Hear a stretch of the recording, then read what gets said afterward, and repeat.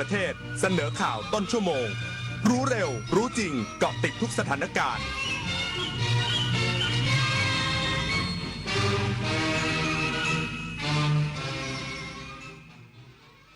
รับฟังข่าวต้นชั่วโมง 17 นาฬิกากับอรัญญาชมชื่นนายกรัฐมนตรีหารือกับภาคเอกชนไทยและอินโดนีเซียเป็นภารกิจสุดท้ายอีกสักครู่กลับมาติดตามรายละเอียดค่ะแสนอาลัยสมเด็จพระพันปีหลวงไทยทั้งปวงหมองหม่นก่นร่ำให้พระผู้เสด็จสู่ฟ้าสวรรคาลัยแนบดวงใจตามพระบาททุกชาติภพปวงประชาน้อมสำนึกในพระมหากรุณาธิคุณเป็นล้นพ้นอันหาที่สุดมิได้ข้าพระพุทธเจ้าคณะผู้บริหารข้าราชการและเจ้าหน้าที่สถานีวิทยุกระจายเสียงแห่งประเทศไทยกรมประชาสัมพันธ์เจ๊ดูดิทริปกระบี่3 วัน 2 คืนสวยมากราคาแค่นี้เองผมโอนเงินมัดจำให้เขาไปแล้วเนี่ยไหวปะเพจไหนเนี่ยโอ้โหนี่มันเพจปลอมชัดๆดูดิยอดไลค์หลักร้อยแต่คนเม้นสนใจเป็นพันปลอมอะไรเจ๊เขาส่งบัตรประชาชนมาให้ดูด้วยนะสมัยนี้เขาก็ขโมยรูปบัตรคนอื่นมาทั้งนั้นแหละไหนลองทักไปถึงเลขจองดิอ้าวมันขึ้นว่าไม่สามารถส่งข้อความได้อะจะโอนจองทริปเช็คชื่อบัญชีกับเว็บก่อนเสมอไม่งั้นจะได้เที่ยวทริปแบบนี้แหละชาติศาสนาพระมหากษัตริย์คือรากฐานของความเป็นไทยร่วมกันสืบสารปกป้องและภาคภูมิใจในสถาบันหลักของชาติเพราะความมั่นคงของแผ่นดินเริ่มต้นจากหัวใจของเราทุกคนรักชาติรักษาศาสนาเทิดทูนสถาบันพระมหากษัตริย์รวมพลังความรักสร้างชาติให้ยั่งยืนถนนดนตรีไลฟ์เดือนสิงหาคมมิตรภาพผูกดวงใจกอดคอกันร้องเพลงอำลาถนนดนตรีไลฟ์ครับมาลีหัวหน้าวันพฤหัสบดีที่6 สิงหาคม 2569 เวลา 18 นาฬิกาณห้องออดิทอเรียมอาคารศูนย์ปฏิบัติการสื่อใหม่กรมประชาสัมพันธ์ถนนวิภาวดีรังสิตดินแดงกรุงเทพมหานครติดต่อเข้าชมโดยไม่เสียค่าใช้จ่ายได้ที่ Facebook ถนนดนตรีเรายังเป็นนักเดินทางนายกรัฐมนตรีหารือกับภาคเอกชนไทยและอินโดนีเซียเป็นภารกิจสุดท้ายก่อนเดินทางกลับประเทศไทยค่ำวันนี้นายอนุทินชาญวีรกูลนายกรัฐมนตรีและรัฐมนตรีว่าการกระทรวงมหาดไทยพบหารือกับภาคเอกชนซึ่งถือเป็นภารกิจสุดท้ายก่อนเสร็จสิ้นการเดินทางเยือนสาธารณรัฐอินโดนีเซียอย่างเป็นทางการแล้วก่อนที่นายกรัฐมนตรีและคณะเดินทางถึงท่าอากาศยานฮาลิมเปอร์ดานากุสุมาโดยมีนายปราโบโวสุบิยันโตประธานาธิบดีสาธารณรัฐอินโดนีเซียเดินทางมาส่งด้วยตนเองทั้งนี้นายกรัฐมนตรีและคณะจะเดินทางถึงท่าอากาศยานทหาร2กองบิน6เวลา 19:30 นาทีสติกาแก้วใสรายงานจากประเทศอินโดนีเซียค่ะคณะกรรมการป้องกันและแก้ไขปัญหาอุทกภัยและภัยแล้งในพื้นที่ภาคเหนือสั่งการจังหวัดในพื้นที่ภาคเหนือพร้อมรับมือสถานการณ์อุทกภัยจากฝนตกหนักพร้อมนำนวัตกรรมโดรนเข้ามาใช้สำรวจพื้นที่เสี่ยงนายยศนันท์วงศ์สวัสดิ์รองนายกรัฐมนตรีและรัฐมนตรีว่าการกระทรวงการอุดมศึกษาวิทยาศาสตร์วิจัยและนวัตกรรมหรืออว.เป็นประธานการประชุมคณะกรรมการป้องกันและแก้ไขปัญหาอุทกภัยและภัยแล้งในพื้นที่ภาคเหนือพร้อมกล่าวว่าที่ประชุมพิจารณาสถานการณ์และแนวโน้มการคาดการณ์สภาพอากาศโดยกำชับให้เตรียมพร้อมเร่งด่วนในจังหวัดพื้นที่เสี่ยงภัยภาคเหนือได้แก่จังหวัดเชียงใหม่เชียงรายน่านแม่ฮ่องสอนและสุโขทัยบริเวณแม่น้ำน่านและแม่น้ำยมรวมทั้งได้อนุมัติและเร่งรัดโครงการสำคัญเพื่อเพิ่มประสิทธิภาพการไหลของน้ำได้แก่โครงการขุดลอกแม่น้ำน่านเร่งด่วน18จุดให้สำนักงานทรัพยากรน้ำแห่งชาติกรมป้องกันและบรรเทาสาธารณภัยกรมชลประทานและจังหวัดร่วมกันสำรวจจุดเปราะบางที่ต้องดำเนินการเพิ่มเติมให้สถาบันอุดมศึกษาในพื้นที่ภาคเหนือนำเทคโนโลยีและนวัตกรรมเช่นโดรนสำรวจรวมถึงให้มหาวิทยาลัยทุกแห่งทำหน้าที่เป็นศูนย์พักพิงชั่วคราวรองรับการอพยพประชาชนในกรณีฉุกเฉินชนันชิดาสังทองรายงานรัฐมนตรีว่าการกระทรวงอุตสาหกรรมสั่งตรวจสอบ2โรงงานอำเภอพนัสนิคมจังหวัดชลบุรีปล่อยน้ำเสียและบ่อน้ำกรดรุนแรงพร้อมบังคับใช้กฎหมายเด็ดขาดหากยังไม่เร่งดำเนินการแก้ไขปรับปรุง นายวราวุฒิศิลปะอาชารัฐมนตรีว่าการกระทรวงอุตสาหกรรมเปิดเผยว่าสั่งการด่วนให้สำนักงานอุตสาหกรรมจังหวัดชลบุรีบูรณาการความร่วมมือกับหน่วยงานที่เกี่ยวข้องลงพื้นที่ตรวจสอบข้อร้องเรียนของประชาชนกรณีได้รับความเดือดร้อนจากมลพิษของโรงงานในพื้นที่ตำบลนาวังหินอำเภอพนัสนิคมจังหวัดชลบุรีโดยการตรวจสอบจุดแรกพบว่าเป็นพื้นที่เอกชนที่จัดสรรที่ดินให้เช่าทำโรงงานโดยไม่ได้ขออนุญาตตามกฎหมายซึ่งปัจจุบันมีโรงงานตั้งอยู่9แห่งและพบว่าบริษัทแกรนด์คอร์สเทคจำกัดผู้ประกอบกิจการทำเครื่องตกแต่งภายในอาคารมีสภาพระบบบำบัดน้ำเสียที่ไม่เรียบร้อยเสี่ยงต่อการรั่วไหลออกนอกพื้นที่จึงได้ออกคำสั่งให้ปรับปรุงแก้ไขมาตรการป้องกันน้ำเสียการจัดการสิ่งปฏิกูลและการควบคุมกลิ่นให้แล้วเสร็จภายในวันที่31สิงหาคมนี้ขณะที่การตรวจสอบจุดที่2บริเวณบริษัทอุตสาหกรรมสีเขียวน้ำใสจำกัดซึ่งประกอบกิจการทำอิฐบล็อกจากวัสดุที่ไม่ใช้แล้วตรวจพบบ่อดินกักเก็บฝนภายในโรงงานมีสภาพเป็นกรดรุนแรงและไม่ได้มาตรฐานการระบายน้ำทิ้งจึงสั่งการให้เร่งฟื้นฟูคุณภาพน้ำและกำหนดมาตรการป้องกันปฏิพลสัทธพรหมารายงานปิดท้ายด้วยความเคลื่อนไหวกีฬาฟิกตัน FC ปฏิเสธกระแสข่าวคว้าตัวเจดอนซานโชมาร่วมทีมในฤดูกาลหน้าสโมสรฟลิกตัน FC ทีมในศึก North West County League ลีกระดับ 10 ของอังกฤษออกแถลงการชี้แจงกระแสข่าวในโลกออนไลน์กรณีที่ถูกเชื่อมโยงกับการคว้าตัวเจดอนซานโชปีกชาวอังกฤษวัย 26 ปี ซึ่งปัจจุบันเป็นนักเตะฟรีเอเจนต์หลังหมดสัญญากับแมนเชสเตอร์ยูไนเต็ดเมื่อเดือนมิถุนายนที่ผ่านมาโดยระบุว่าข่าวลือดังกล่าวไม่เป็นความจริงยืนยันว่าซานโชไม่ได้เดินทางมาทดสอบฝีเท้ากับทีมและไม่มีการเจรจาเรื่องการย้ายทีมแต่อย่างใดปุริพัฒน์สอนการรายงานน้ำมันมีน้อยใช้สอยอย่างคุ้มค่าเผื่อไว้วันข้างหน้าและสรรหามาทดแทนจบข่าวอรัญญาชมชื่นอ่านรับฟังข่าวครั้งต่อไปเวลา 19 นาฬิกาค่ะ ติดตามข่าวที่นำเสนอไปแล้วได้ที่ www.thainews.prd.go.th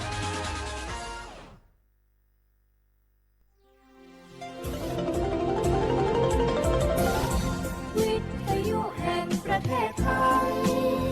ให้ความรู้คู่ความสุข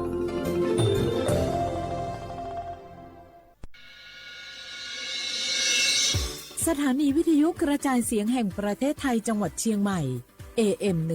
1476 กิโลเฮิรตซ์สถานีวิทยุภาคภาษาชาติพันธุ์แห่งเดียวในประเทศไทยที่มีความทันสมัยเชื่อถือได้สร้างอัตลักษณ์กลุ่มชาติพันธุ์สู่สากล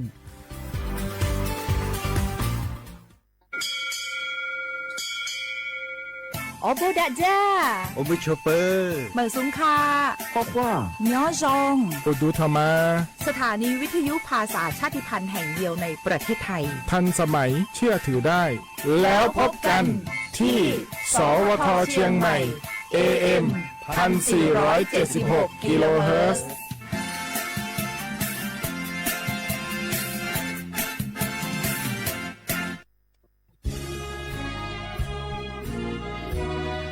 พระบารมีปกเกล้าเพื่อปวงชนชาวไทยจากพระราชกรณียกิจนานับประการที่พระบาทสมเด็จพระเจ้าอยู่หัวและพระบรมวงศานุวงศ์ทรงทุ่มเทพระวรกายทรงงานอย่างไม่เหน็ดเหนื่อยเพื่อประโยชน์สุขของประสบนิกรจากโครงการหลวงสู่การพัฒนาแหล่งน้ำส่งเสริมการศึกษาและด้านสาธารณสุขที่มุ่งเน้นการพึ่งพาตนเองและการพัฒนาอย่างยั่งยืนทุกย่างพระบาทคือการทรงงานทุกพระราชดำริคือพลังแห่งการพัฒนาเพราะประชาชนคือหัวใจของแผ่นดินร่วมเสริมสร้างความรักในสถาบันหลักของชาติโดยสำนักงานประชาสัมพันธ์ที่ 3 กรมประชาสัมพันธ์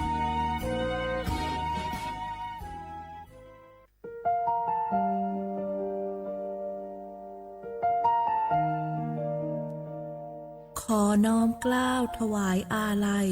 สมเด็จพระพันปีหลวงพระแม่แห่งแผ่นดินผู้ทรงเมตตาเหนือเกล้าขอพระองค์เสด็จสู่สวรรคาลัยข้าพระพุทธเจ้าข้าราชการและเจ้าหน้าที่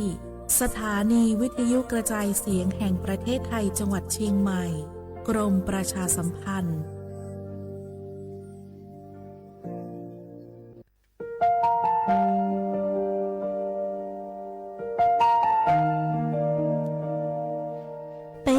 Trọng mong mua kỹ tàu xa cứ nạ vang giữa thái tàu thi chua tàu cho bấy suốt lâu chây lâu lúc suốt tàu xa lùng đầu bấy hãy nhanh mong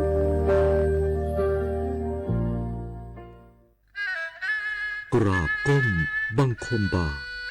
ปิยราชธิดาพระเสด็จสู่ฟ้าปวงประชาร่ำให้ครวญนานาพระกรณียกิจในดวงจิตทวินหวน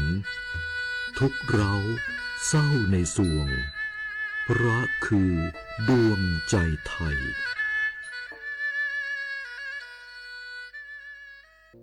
ช่วงนี้ได้ยินคนบ่นกันเยอะเลยนะเรื่องความไม่โปร่งใสเนี่ยใช่แต่รู้ไหมล่ะว่าจริงๆแล้วพวกเราช่วยกันได้นะ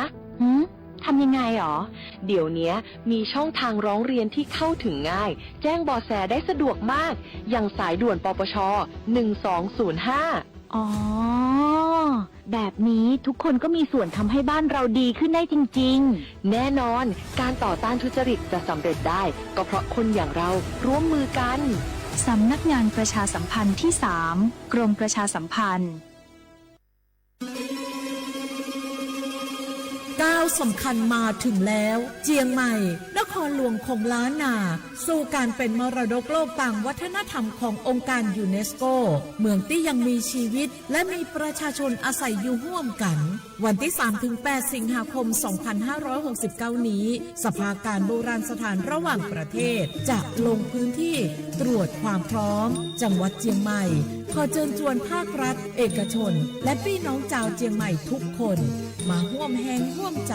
พัฒนาปรับปรุงพื้นที่ทั้ง5ประตู4แจ่งตามแนวคูเมืองและ7วัดสำคัญวัดเจียงมั่นวัดพระสิงห์วัดเจดีย์หลวงวัดพระธาตุดอยสุเทพวัดสวนดอกวัด7ยอดและวัดอุโมงค์ช่วยกันดูแลให้สะอาดงดงามคงคุณค่าสถาปัตยกรรมดั้งเดิมเพื่อต้อนรับการตรวจครั้งสำคัญนี้ร่วมกันร่วมสนับสนุนเจียงใหม่สู่เมืองมรดกโลกต่างวัฒนธรรมโดยสวท.เจียงใหม่สำนักงานประชาสัมพันธ์ที่ 3 กรมประชาสัมพันธ์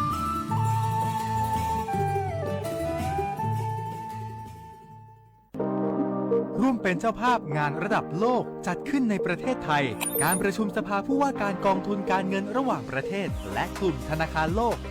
12-18 ตุลาคมณศูนย์การประชุมแห่งชาติสิริกิติ์ด้วยแนวคิดโลกทัศน์ใหม่ของไทยเพิ่มศักยภาพคนสร้างภูมิคุ้มกันในโลกที่ท้าทาย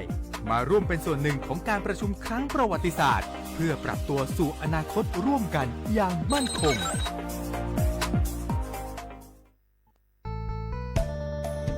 สถานีวิทยุกระจายเสียงแห่งประเทศไทยจังหวัดเชียงใหม่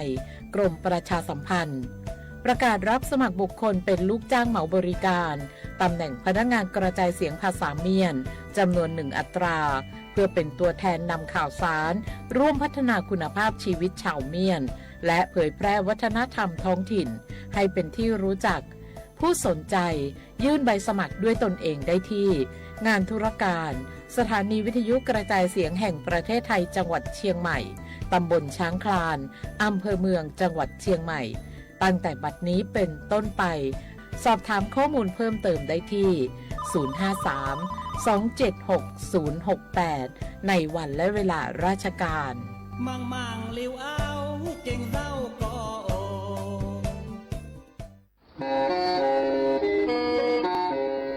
เล่งตือสังเกงโฆษณา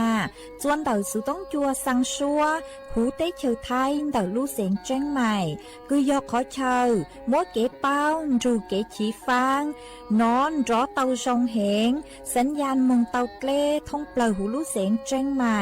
ยอเล่งตือสังเกงนัวหล่อนงตัวเต่าจวนเต่าสุต้องจัวสังชัวหูเต้เชอไทยเต่าลู่เสียงแจ้งใหม่จวนเต่าตุงเบอร์สุต้องศูนย์ชื่อเป้อ้อช่างเจ้าศูนย์เจ้าหยี่หล่อชื่อศูนย์จั่วอ้อเปล่าเจ้าหยี่จื้อช่างจั่ว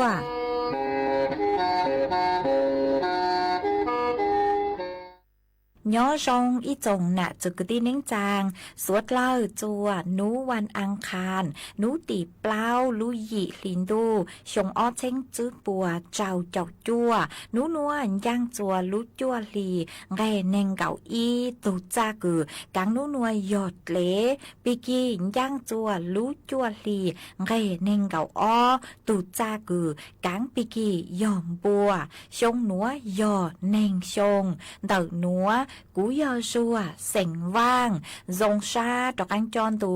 สุต้องจัวฮาลูมองเต่าลูเสงจังใหม่ตัวนซื้ออีจงน่ะจุกตีนิ่งจางสวดเล่ามาอวนได้หนัวช่างเต่าจัวสวดเล่าเต่าเป้าหาตาเต่านัวกูจัวเกาลูชัวใจเกียจัวเมสวดเล่าเต่าหนอซื้อวียองหาตากูมัวลุลัวเขาหรือย้อจัวตอนเจ้าเล่ามาชาลีเกาลูชัวซื้อเอทอสวดเล่าคือเมงกังลูใช้ฮาลูนงย้อจวนเดาเพจเฟซบุ๊กทอเมสวดเล่าปังจัวกดไลค์กดแชร์อีเล็งอีแชร์ปูจัวเพจสวทเชียงใหม่ AM อีเช้งเปล่าปัวช่างเจ้ากิโลเฮิรตซ์มาอวดจำเตาจัวเมจัวชัวเล็งจัวตูกือลุนดูกุญย้ออวพงยืออวเกลูปังจัวเชิงกังดูสุต้องจัวฮาลูมองเดาลูเสงเชียงใหม่มากูหวังฮาแจชาฮาตาสุดเล่ายวนรูย้ออวพงยืออวเกเถาปีมงจูจัวเถาสาวเอจวนจื้อนัวจกังลูกงเกลอเจจวนเดินดูสุต้องจัวฮาลูมองเดาลูเสงเชียงใหม่จื้อมองเตา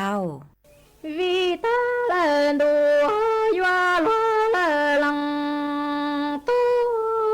nhà nó luôn nhà cho cha là rõ tiếng gà mi nông ya yo đắng ta nhà go nó sẽ tờ toàn chơi ta là tè nhỏ xin thứ nhà nó luôn là lòng tu chơi lòng nhà lòng tí nhà yo lòng sai lo quá ta có ý xin go xưa do lo là lòng tu vì ta là đồ do lo là lòng tu nhà nó lo nhà cho cha là rõ tiếng gà mi nông ya yo đắng ta nhà go nô yu sa ta tua chi ta la tê nhua xin tua na nhà nó cha cờ lăng nhà lăng xí nhà yu sa ta la cờ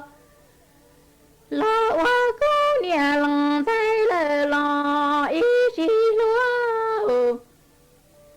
vì ta là đồ hoa lúa là lăng tu nhà nó gò xứ nhà vua hay chẳng là dù dân tia lúa là lòng tu nhà nó nhà lòng lư là lo khơi tới lư anh trên tới lư nhà vua lúa là lù lúa là lo mu chi khai nhà nó nhà đà đăng rung là lúa nói do giàu đã là lo sẽ chi nhà nó lo là lòng tu nhà chi xa yo ra chi là ru ra là lo nhớ dung trái na nhà nó cha nhà lòng lư là lo khơi tới lư nhà nó tới lư nhà yo lo là lu lo là lo tứ chi ta nhà nó lo là lòng tu giàu đa mô là lo sẽ chi yo chê nhà chi xa yo ra chi là ru ra là lo nhớ dung mơ yo lo là lòng tu vì ta là đồ yo lo là lòng tu nhà nó cha chê yo ta chẳng là dù dân chi ta mò lo pi chơ xóa nhà nó cha can đồ nhà yo lại tí nhua là blu bia là lo oan đàn chúa na nhà nó cha chê nhà yo ta chẳng là dù dân tư chi ta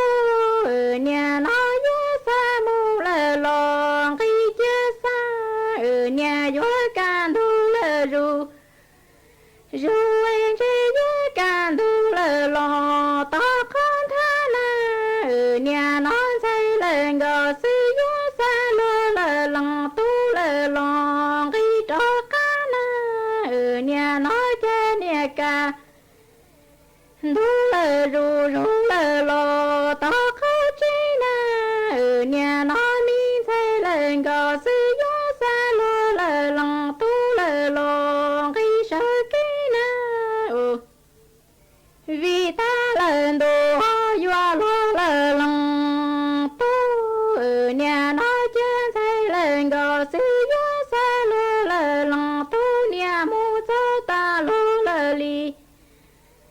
tay lờ tò mu di di ở nhà nó di bùa gió rong lơ lờ lòng tu lờ lò lơ di chi na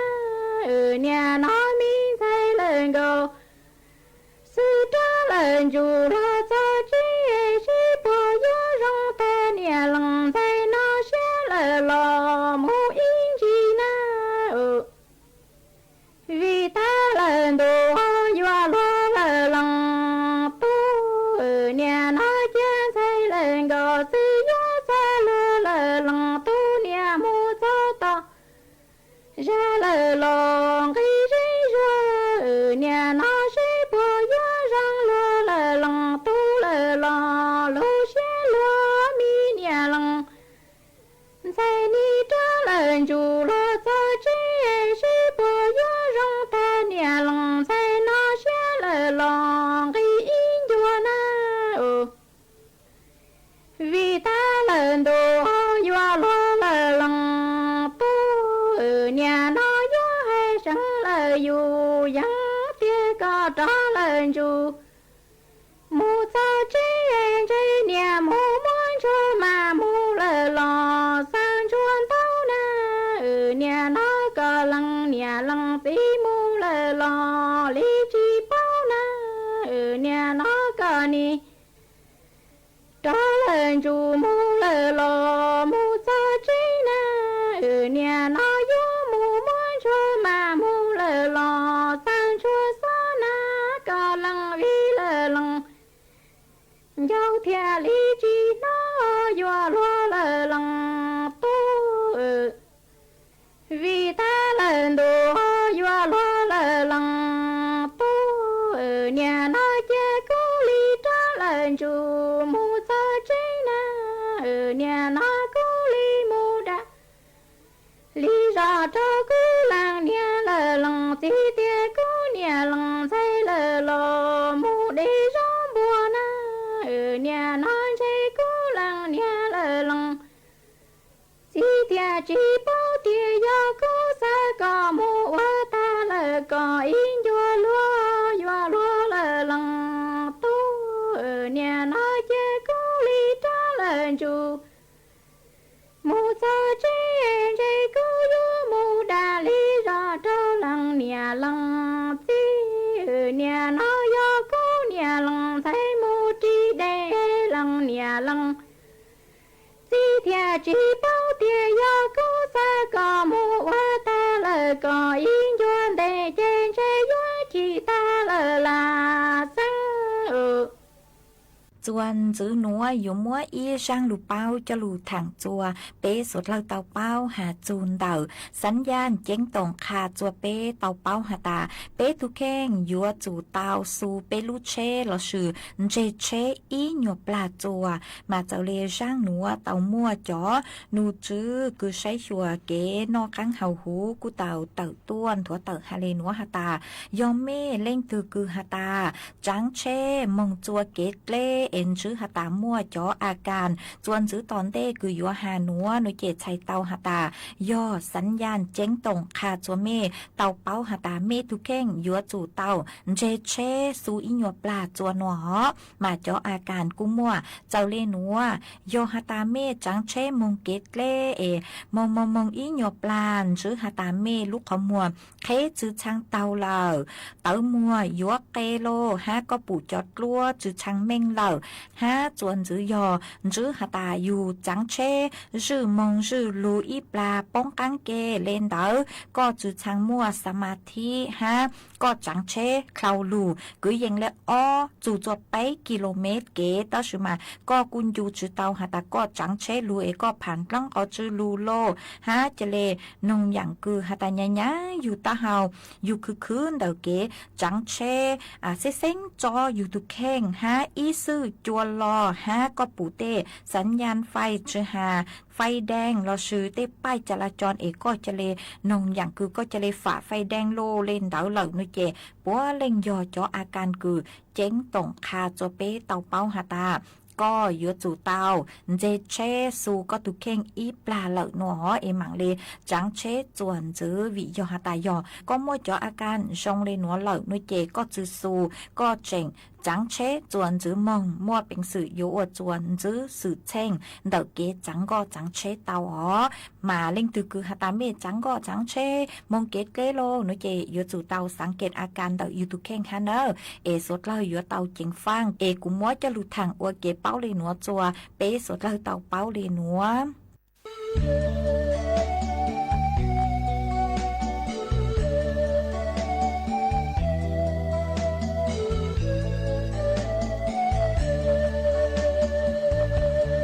ใจลูกควางพอกูเนี่ยเปล่าเฮาได้มูละอีกว่าตายใจดูจอพอกูเนี่ยเปล่าเฮาได้สิมูละตอตายใจดูนอพอกูเนี่ยเปล่าเฮาได้มูและเบาจอตื้อบียอกูเนี่ยก็คือต้องเรารู้ฝือเองเรารู้จามัวเจ้าเก่ามูติชามัวสูงเดียมูติอาวิญญาณชาจาเนี่ยตู้จีรองลีลัวเนี่ยเทียคือเจียคือตัวเนี่ยรู้รอจัวเนี่ยตู้เทียงอนดอดหัวหัวใจอีบัวเนี่ยตื้อเรามูเลยเทียลาจงลีตู้เดว่าตั้งเท่าเจียมีตู้อยู่หาปัวจื้อเลียนจื้ออีขวตั้งลือเจจังก็กูเนี่ยรู้น้องยองจวนเจจีลีจีปูกูเนี่ยก็เหล่ามูนดีจังก็กูเนี่ยมัวจอเชียนเดจอมีตู้ยอมูตาอีจี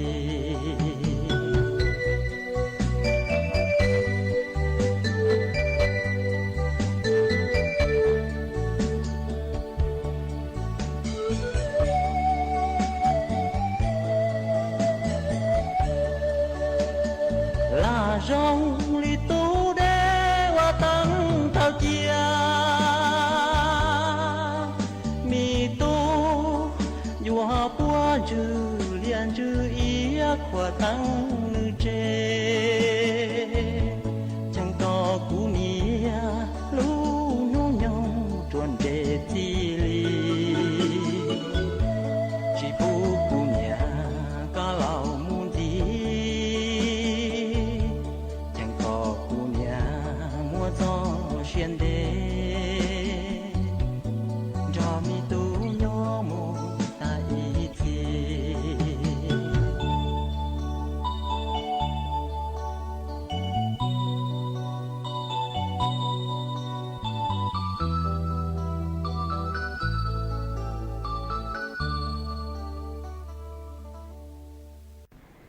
nhớ lưu sa ta dù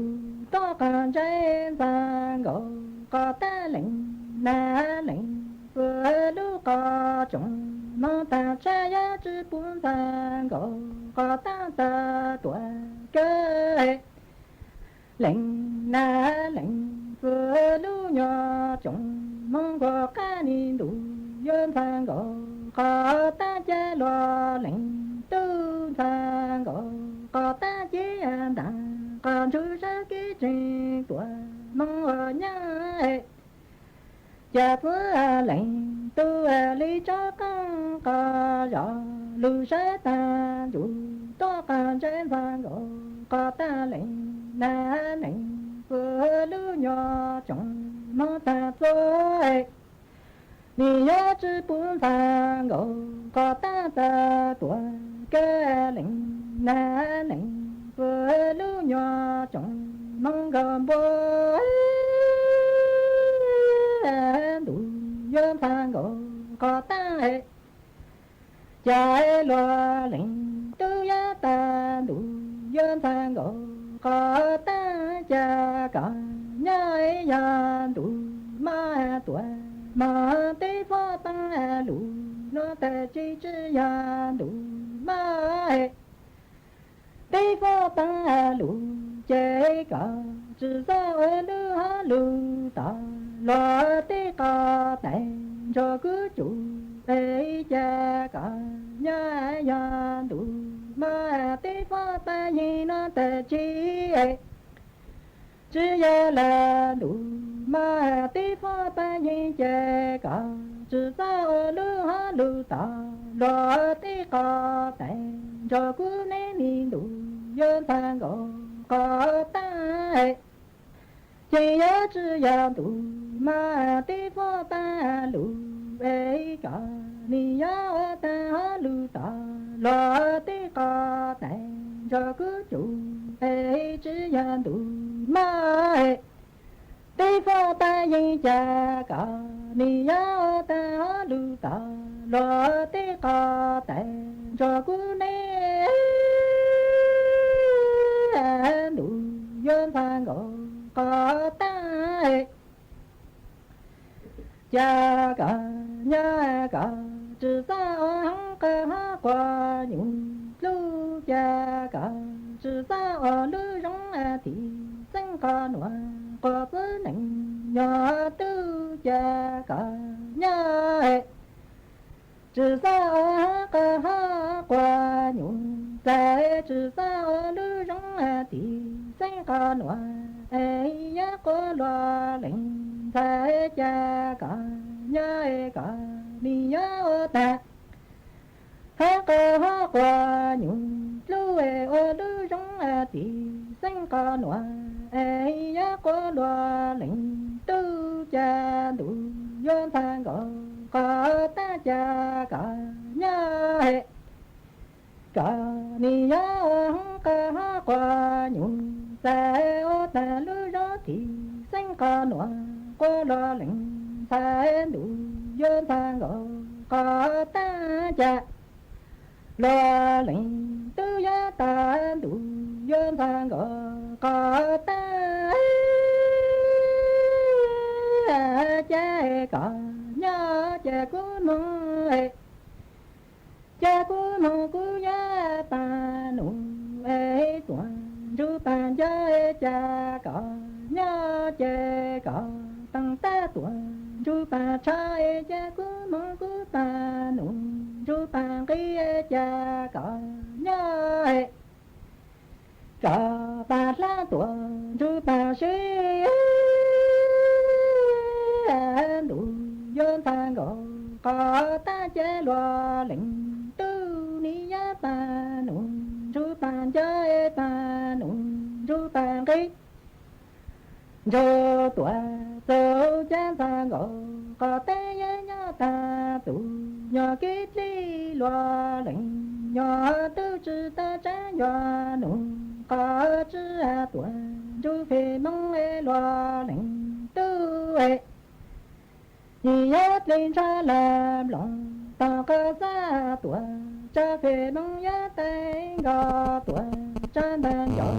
ê chỉ ya tôn tàng gỗ có tan đi tan ta chân gió ê tàng gỗ tuần chân đàn tí ê ya tôn tàng gỗ có tan đi tan ta ê tuần rồi chữ chế cha tư nịnh nhỏ tư cho phá làm lòng chê lòng mi á toa lòng tô cà sa cha tư nịnh nhỏ tư ya sẽ là dụ cả nhi ta khiến sang gỗ có ta cho sợ luôn sang gỗ có ta nhi á lô ta lô tí đủ cho tư lệnh nhỏ tư là nà ý tuần xa cha đủ dân sang gỗ có ta cha loa lệnh tư cha phá làm lòng chê lòng ni á toa lòng tô có chẳng e cha loa lệnh tư e ni á sẽ là dụ có nhi ta kế sang gỗ có ta cho ta lưu e ni á lô ta lô tí lưu cho tư lệnh tư là nà ý tư tăng e chân sang gỗ có tăng giá tí là tỏ tuệ cơ số ta đủ do thứ lệnh tư e cái cú chi an đặng có rượu cho sợ nhớ là sợ tôi là sợ thì cha cũng ya thì pha tổng tên tin lên nhân lo lý còn tăng họ cú chi an đặng còn chú đi cha ta có nhớ cú linh chú có lo cả đô có tuổi cho phía cao do đủ do phước nịnh do tư ê khi ta cú chi an đặng ta rượu cho sợ nhớ là sợ tôi là sợ thì pha tổng tên tin lên nhân lơ lì có tí ê cú chi an đặng ta chú lý cha ta có sĩ cú linh chú có lo cả lo có tuổi cho phía kia do đủ do phước lệnh do tư ê cha đủ dân thang gỗ có ta cha tuổi cha đủ dân thang gỗ có tăng ê cha tí do thang ta sau khi sẽ chính tuổi mà chỉ chính nhân thì như lo gì lo ra nhỏ bạn dân tha ta sau khi sinh ra tuổi mà chỉ ra qua ra thì như lo gì lo ra nhỏ bạn mà ra đủ dân thang gỗ có ta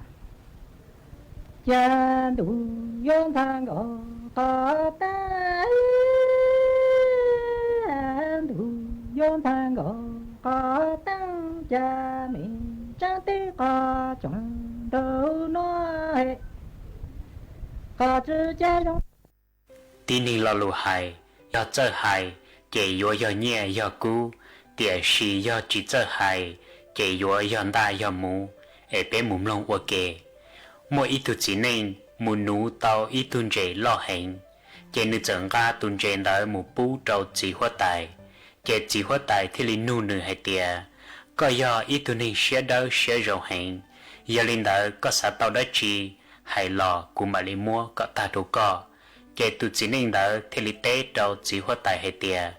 có do của ít tu chỉ hóa tài rong theo mua nhiệm rồi nu hành giờ linh đỡ giờ cụ tu chỉ hóa tài rong theo mua nhiệm rồi nu nó yếu mua đã chỉ đầu cụ loại dây mua nung gì theo cụ dây rong xe tan thọ thầu chỉ hóa tài nó tu chỉ nên nó của chỉ hóa tài hệ tiệt do ít tu hóa tài rong theo mua nhiệm rồi nu kể chỉ hóa tài theo li tàu chi nữ cho tu chi hệ tiệt tu chi kể li muốn ga ít thời cũ là trâu tu chỉ nên nó kể tu chỉ nên đó theo li tàu ít thời cũ ga là một chế thầu nữ ta tỏ nga nữ thời cũ đã là một chế kể nữ trợ lòn chi nhẹ hóa tài nữ cho nhẹ hóa tài thả ở bên lò nữ chú ôi rong kể trợ ua ở luôn bi cũ bông một trò hoa à nữ theo li mua nữ thời cũ chơi trong đó ít xa nữ khổ một khờ ở luôn bi cũ thầu nẻo hóa tay bỏ lên nó chạy nẻo hóa tay theo linh thèn kho hay tiệt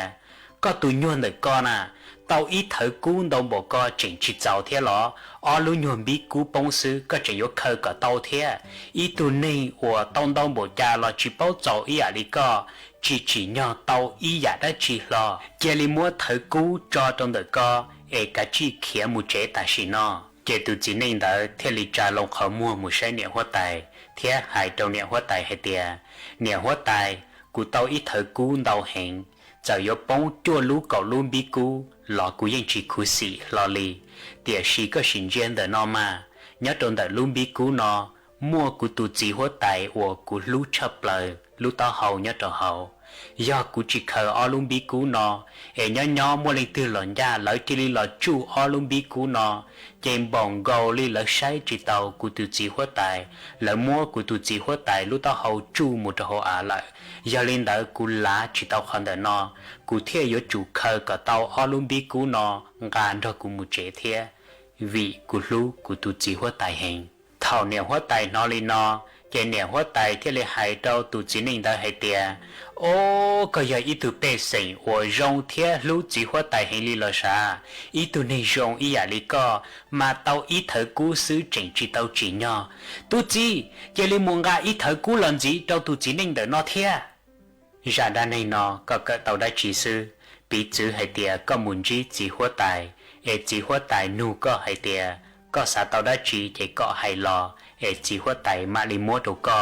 có yếu tê li trà thế do có muốn chi niệm hóa tài niệm hóa tài hay liên đại đồ có họ yếu uo li trà ý trong phụ dư nhớ trò học bê luôn này nhưng mua đòn đó giả rong hình ga lo để suy vị bê chỉ cho hay lù bê thì li mua chua giả uo bịa ta lần đợi bê lúc khẩn rau cho thầu cơ kể bê thì li tàu lò rau khú xị thế niệm nung trồng hay tiề bê nị chỉ mua mong lo lì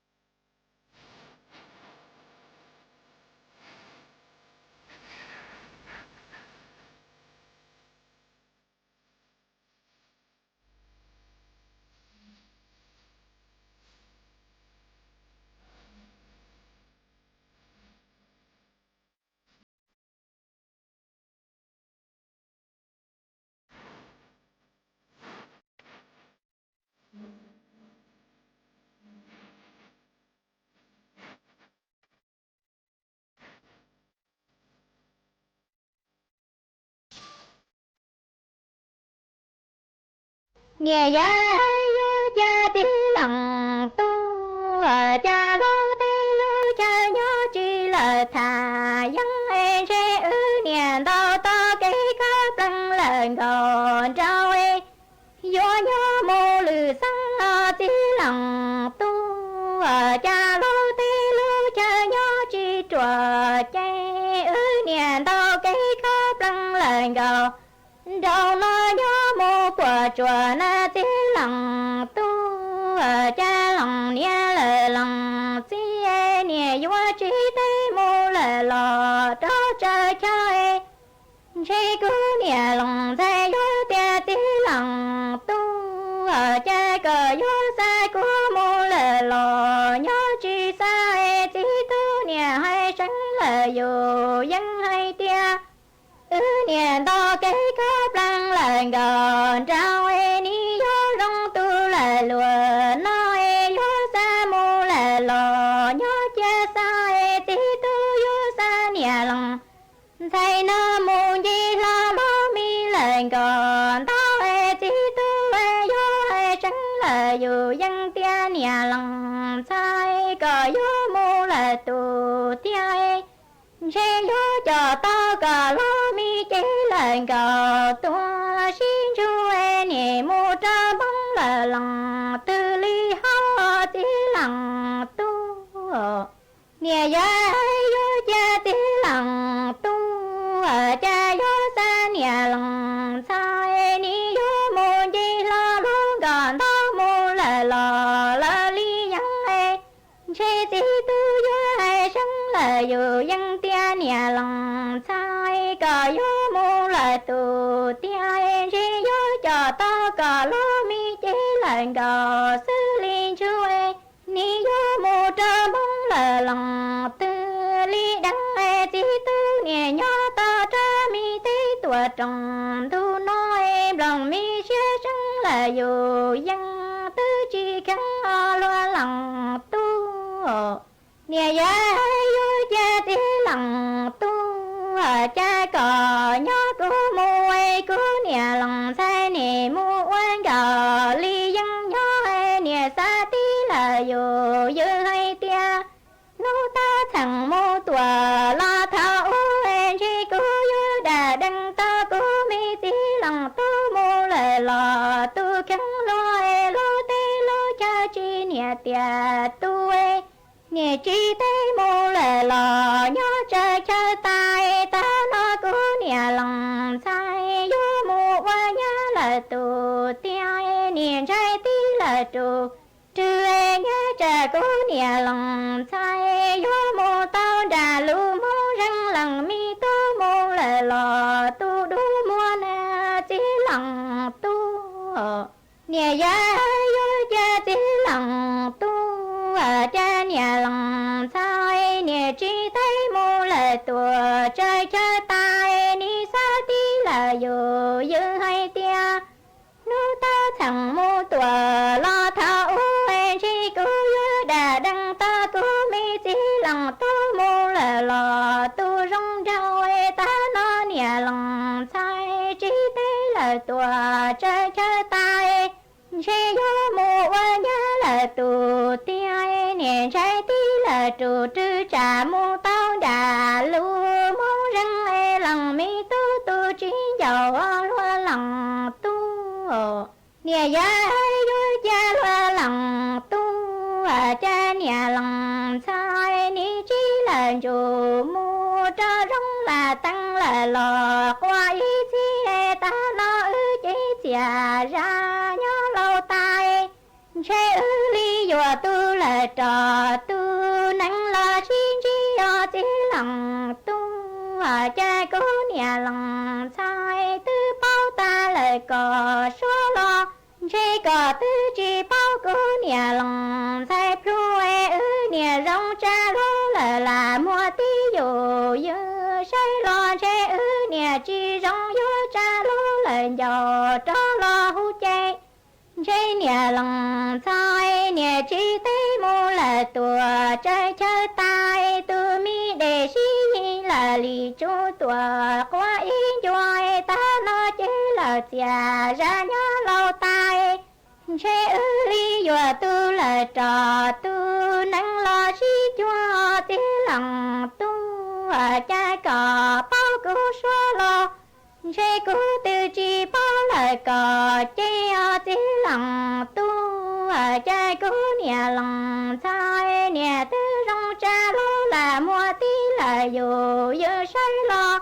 che tư chi rong yo cha lo mi dầu lo nu lời cò bê che che yo tu plan gần đó che nhỏ lời lùa nó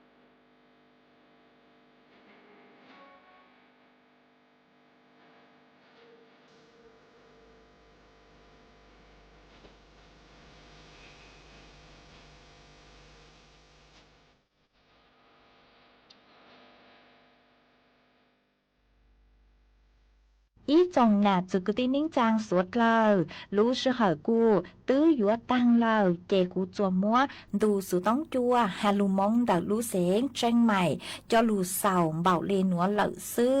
เป้หมังตะกังลูซื้อซื้อกลัวจวนดังดูสุต้องจัวฮาลูมงดารู้เสงเจงใหม่เท่าซื้อจูรู้是好ซื้อเต็งจูเจ้าเต็งเท่ายังเจ้าดูรู้是好เก่าช่างเต็งจูเก่าหยีเต็งว่าเจ้าดาวจัวสวดเลอกือลูปังจัวเชิงการดูสุต้องจัวฮาลูมงดารู้เสียงเจงใหม่เป้หมักตะกังลูซื่นจืดกลัวสวดเลยย่อจอง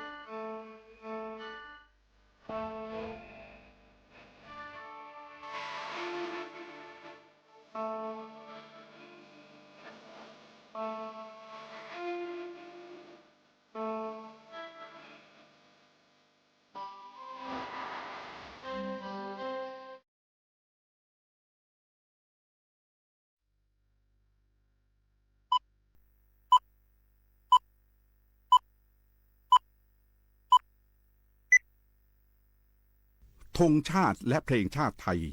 เป็นสัญลักษณ์ของความเป็นไทยเราจงร่วมใจยืนตรงเคารพธงชาติด้วยความภาค